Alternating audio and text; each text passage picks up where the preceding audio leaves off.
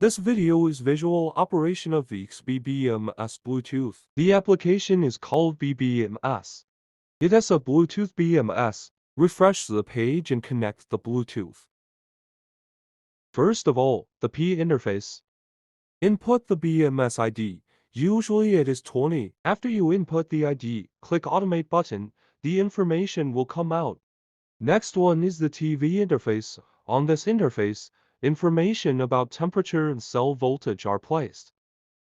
The third information board is called On this page, this interface will send out some alarms if some parameters are abnormal.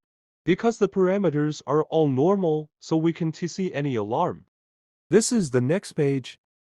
The last one is Details Information Interface. On this page, it includes these information. Pack info. Protection threshold. Recovery threshold. Protection delay. Recovery delay. Other. That is all. Thank you.